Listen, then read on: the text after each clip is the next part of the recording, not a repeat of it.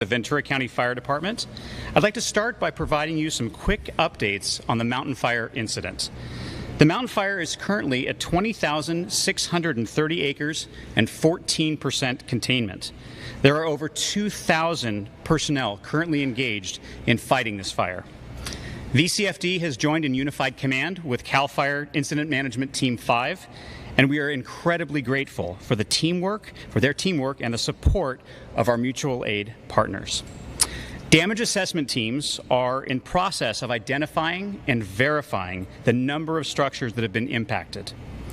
Our thoughts are with all members of the local Ventura County community through this devastating incident. So a quick note on the format of our press conference. Each of the speakers will be introducing themselves and giving an update on their respective areas of the incident. I'd like to ask to hold questions until the end, and I'll bring the speakers up so we can address them with questions. Okay? I'd like to start with our first speaker, Operations Section Chief, Battalion Chief Nick Cleary.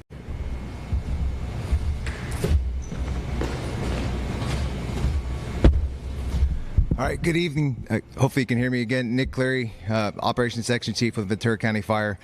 So a little stuff that went on today. We're kind of on the heels. 2018, November 8th, we had the Woolsey fire. And so today was a transition period for us. During the Woolsey fire, we had a significant east wind event that also transferred back to an onshore flow and then back to an east wind event. We're kind of looking at those same conditions. So today on the fire, we had a very successful day. We had that transfer from offshore flow to onshore flow. I'm going to kind of turn so you'll be looking at my face, and if you can focus on the map. Down in Branch 1, Camarillo Heights, Camarillo Estates, there was no perimeter growth.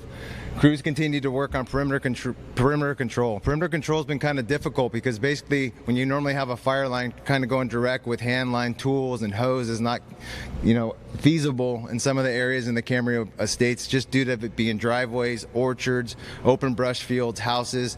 So the crews and hand crews are picking between all those different areas trying to connect the dots to make sure that perimeter is not going to grow. Also within the perimeter, we had engine companies actively mopping up all the damaged structures and any brush around the structures that weren't damaged. They spent a lot of time there, and it seems like the calls for service from yesterday to today dropped significantly, so the crews are doing good work. We also didn't have that offshore flow kind of making some of that ornamental brush be exposed, and so the crews were able to actively get a lot of the stuff put out. Going into Branch 5, so we'll say the Satakoy Somas area, no growth on that main body of fire at all. Crews continue to actively patrol and mop up in Division Gulf, Delta, and Alpha. I told you guys yesterday that Alpha and Zulu on that eastern edge was going to be our biggest pressure point for today when we had that return of onshore flow. Last night the crews were very successful. They were able to get handline and dozer line connected basically from Stockton Road on the south side of that east end all the way to South Mountain Road on the north side of the east end. They also reinforced it with fixed wing retardant yesterday. And then last night we flew the mobile retardant base with our night flying helicopters, and they reinforced that line. So yesterday there was a lot of fire activity on there with that offshore flow. Today, there was no fire activity on that line. It looked really good and it held. So crews continued to monitor, patrol, and improve that line, and it was looking really good by the end of shift. The only activity, we have a small orchard, if you see drop point 6 just above the Division Alpha, that has a bunch of mulch piles. That was the only copters we flew today, was kind of helping open up some of those mulch piles, get some water in there and kind of mop that up so it's not going to affect any houses or any of the orchards in the area. As we work around South Mountain Road from the east side on the north side of the fire, Zulu, Whiskey, and Papa, the only activity we had was a little bit down by the Todd Road Jail, if you guys are familiar with it, in the Santa Clara River bottom. We did have a spot fire there yesterday. They have hose lines and crews engaged in there, and they're still working that, but when I was leaving the line today, there's some significant smoke coming out of there, just white smoke. It's all line, but crews need to continue to mop that up and be vigilant with it. The plan for tonight is to continue to, again, connecting the dots. We need to keep using these resources with this advantageous weather that we're having to get in there and make sure we're mopping everything up as 100% as we can, so we're not going to have any secondary starts. There's tons of islands of fuel. This fire burned, you can see how we call it fingery. There's tons of fingers that came down. So as that fire pushed through with that east wind, there's a lot of unburned islands of fuel. And so it's important for those crews to get in there, engage those fuels, cut those fuels out, mop them up 100%, and that's what they've been doing for the last 48 hours. We are expecting a transition of a possible another moderate northeast wind event coming in next week, and so we really want to make sure that this perimeter and all the interior islands of unburned fuel are secure. That's the update. I appreciate it. Have a good night.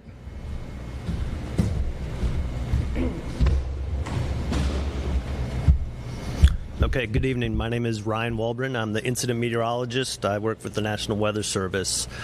So just a few basic points. At 11 o'clock this morning, that particularly dangerous red flag warning was allowed to expire. When it expired, we saw the return of the westerly or onshore winds. You heard Nick, the operations section chief, use that terminology of onshore and offshore.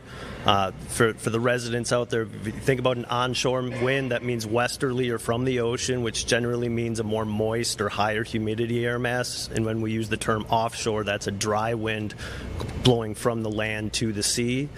So as we move forward in time now, tomorrow for Saturday, what we'll see is really light winds in the morning, and then we'll get that westerly onshore wind. Usually that would bring with it higher humidity. This Santa Ana was so strong that it kind of blew that dry air well offshore. So even though we're going to go onshore or westerly tomorrow, we still expect humidity values to be very low, roughly in that 15 to 20% range. In terms of fire weather, we always watch wind, we always watch humidity because it impacts fuel moistures. So we do expect conditions to be dry again tomorrow, high temperatures really in the mid-70s or so, but we're just not too concerned about the winds because the speeds are going to continue to be light, perhaps sustained around 10 miles an hour with some afternoon gusts 15 to 20. Obviously that's much lighter than what we saw during the red flag event. And then as we go through the end of the weekend into Sunday, I expect similar conditions, if anything just a few degrees of cooling on Sunday and a slight uptick in the humidity, so that's a favorable element. So the key thing through the weekend is lighter winds, no concerns for any red flag events. We did talk about, as we head towards Monday, Veterans Day, we are watching an incoming weather system. Right now that would reach Northern California during the day and kind of approach this region Monday night. I think for the most part at this time, again, that's still 3 to 4 days out, what it's going to do is bring higher humidity, so that's favorable for the fire environment, and the more onshore winds. Now when we get behind that later into Tuesday, you heard the reference to some potential more moderate northerly or offshore winds. At this time, I would say it's a very different setup than what we just went through, so no concerns for any type of a PDS red flag or anything like that. Kind of a more seasonable, kind of northerly offshore wind event. I think this one would accompany cooler temperatures and higher humidity. So that's still several days out. We'll have to continue to watch it. We'll be looking, hoping to get some rain in the forecast, but right now that doesn't look too optimistic at this time. Thank you.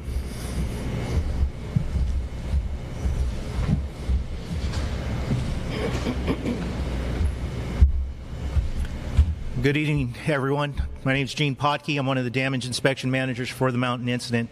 Tonight I'm going to talk to you about the damage inspection process and what the teams are doing out there in the field. Our teams work in pairs, and their goal is to visit every property that is within the fire footprint and 300 feet outside of the fire perimeter to inspect every building for damage caused by the fire. So they will be collecting structures that are destroyed, damaged, and not damaged. And that involves doing a full 360-degree walk around every structure to look for that damage. That includes collecting features about the structure, whether it's roof features, window features. They also are taking a picture of the structure that'll be attached to that record. And then that data will then be filtered through myself and the other damage inspection managers that are here at the incident base to ensure that it's been validated and that it's correct before release. And that is our process. Thank you.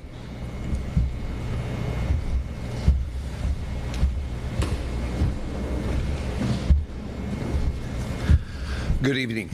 I'm Ventura County Sheriff Jim Fryhoff. I just want to clarify for the community that was watching the initial presentation, when the fire chief was talking about Division Alpha, Zulu, Whiskey on the map, there's a Division A, that's Alpha, Z, Zebra, etc. Just in case you're trying to remember what he was referring to on the map, those are the areas he was talking about. So as we come together tonight, I want to start by expressing my deep concern and commitment to each of you, and as this community is healing from this fire and that we're preparing to get repopulated. This is the third night of the mountain fire. It seems like a lot longer than that, but this is only the third night. I want our community to know that we are here for you all. We see the impact the fire has had on our community, our family, and friends. I would like to see everybody get repopulated as soon as possible. Please bear with us as this process takes time.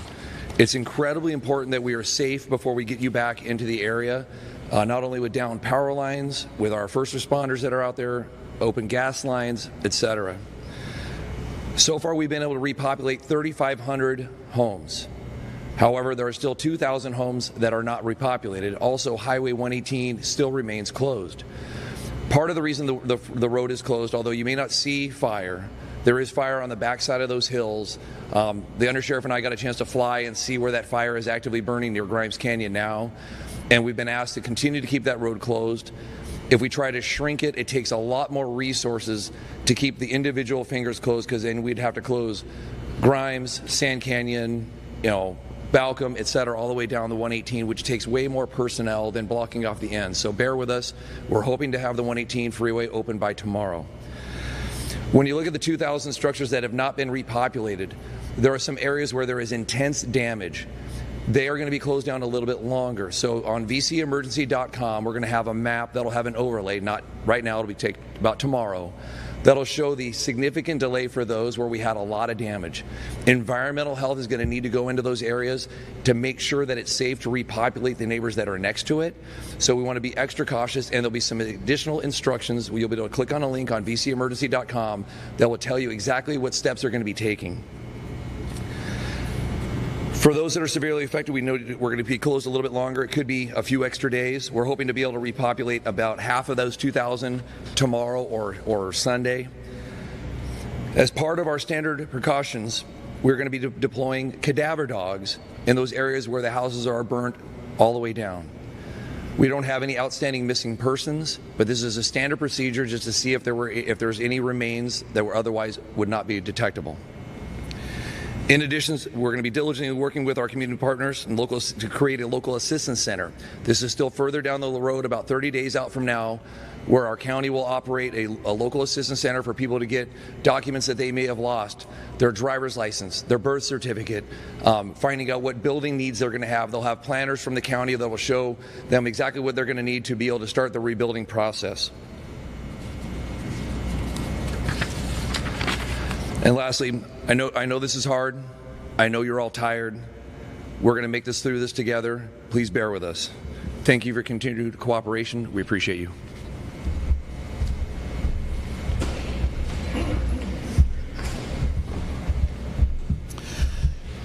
Good evening. My name is Barry Parker. I'm one of the Mountain Incident Commanders, along with my partner, Todd Hopkins from CAL FIRE.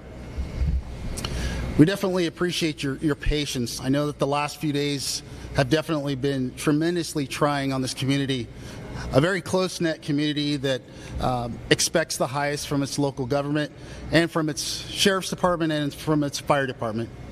But what I want to touch on for just a minute is the master mutual aid system that the fire service uses. We're able to get hundreds of firefighters on scene within an hour or two, and it really makes a difference. So we are tremendously happy that we now have a large contingency of firefighters that are on scene, but in those early phases, we really rely on relationships through the master mutual system. It's a lot of iron to put on the road when you have a few hundred fire trucks, water tenders, bulldozers, hand crews, and we expect them to respond immediately, rapidly to support our community. We know it's been tough. We still have a couple days ahead of us, but just understand that the public safety is our main priority. We are doing everything that we can to get people back to a sense of normalcy. We want to put the land back to the way it was. We want to support the rebuilding, the repopulation, but in order to do that, we need to be safe and we need to do it effectively by making sure the basics are there before people go back home: water, electricity, and power. So know that your fire departments are working extremely hard around the clock to make this happen. Thank you.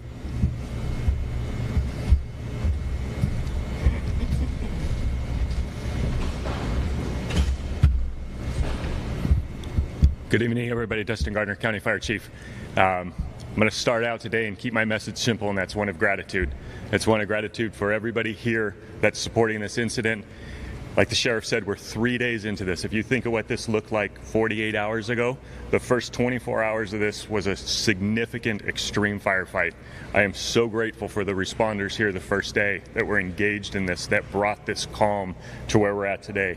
For our partners that responded to help support this, for our team that's here to help run this, we've been able to bring calm. As you heard from the operations chief, on the map you saw, the fire has laid down. We had no external or lateral movement today. That is fantastic. For our residents in the East County, you're going to see our wind shift, and one concern that brings is as the wind shifts, the smoke is going to shift. So you're going to start to see and smell smoke. Don't be alarmed. We feel comfortable with where the mountain incident is. The mountain fire, because of all the good work that's been done, is going to be within its footprint. So if you see smoke, if you smell smoke, you're going to see ash, it's okay. The winds are going to shift, the smoke is going to shift, and it's going to change. If you see fire, if you see a large building fire, obviously react and call 911, let us know. But just know drift smoke is going to happen. It's going to be in the valleys and it's going to move to the east, so don't be alarmed. Your crews did a fantastic job. Our mutual aid system worked.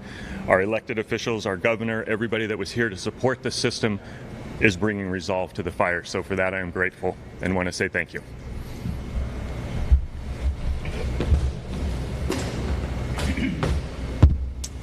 Thank you, Chief. I'm now going to ask all of our members to come up on stage and be available for any questions that you have. Absolutely.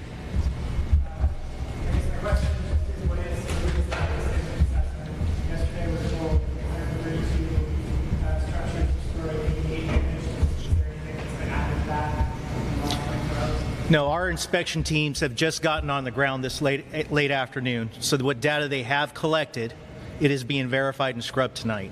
So I don't have any numbers to report previous to that because we just got here today. Okay, but as far as we know, those are accurate. I have not validated those numbers.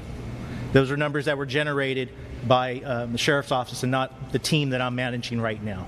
But it is our goal to get to that point to cover, as I said earlier, every property that is within the fire footprint and that 300 foot outside is to do a walk around every structure to determine its status.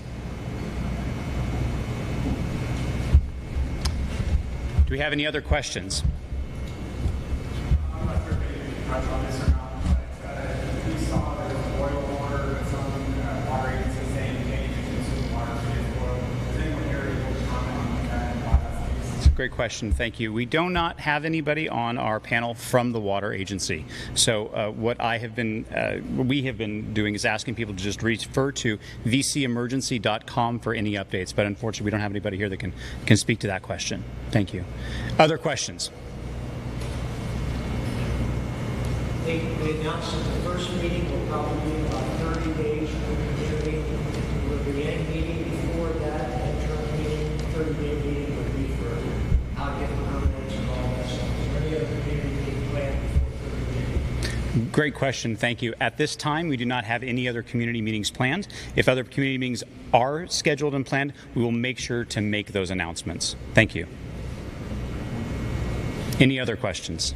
Actually, I understand no one's here from the water agency. I have a related question.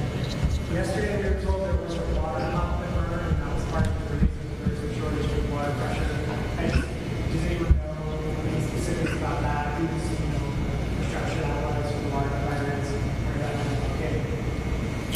Okay, actually, I just wanted to clarify the question before, if I could go back, about the community meetings. So there will be community meetings offered through the Ventura County Sheriff's Department, and they are, from what I'm understanding, we are going to have a community meeting where people will be able to get information from us, which will help them go in a certain direction. And I know that that's being put together by the CAL FIRE Incident Management Team.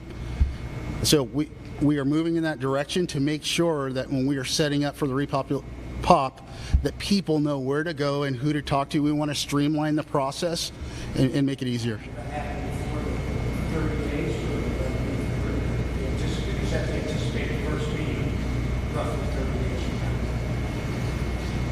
I don't have an exact answer. I'm going to bring up the sheriff to answer your question. As of right now, when we start that local area committee meeting, it'll be at least 30 days from now, probably right around 30 days from now.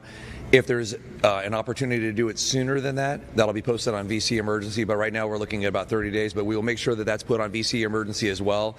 And if there's any other community meetings that we're going to schedule, we'll make sure that we put down all of that on VC Emergency. Right, but there's nothing else scheduled at this time. Thank you, Assemblymember. Okay, to come back to the second question about water usage. So understand in the fire service, we plan on heavy water usage, sometimes by the public, sometimes by damage. So with that being said, we bring in water tenders that hold upwards of 4,000 gallons apiece. We bring in as much water to the fight as we can. We use alternative methods to ship the water around the incident. So for firefighting purposes, we had adequate water. Thank you, Chief. Any other questions that we can answer for you?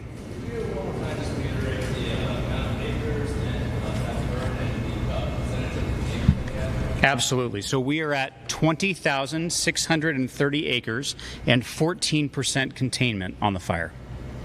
Thank you. Any other questions? I do have one more. I've seen some conflicting stuff on injuries. What is the latest with civilian and firefighter? As it stands right now, I don't have that information on me. I will connect with you after, and we'll make sure to connect with you on that. Yesterday they said 10 Cal Fires, we said 6. I'll follow up with you after and make sure we get that information for you. Thank you. One last question from anyone? Okay, thank you very much. We appreciate all of you being here. Our next press conference will be scheduled for tomorrow at 6 p.m. at the same location. I'd like to encourage all residents of Ventura County and beyond to make sure to follow us at vcemergency.com for the latest information, updates on the fire and on evacuation orders. And also to go to vcfd.org, where you can find all kinds of information as well as connections to our social media accounts. Thank you.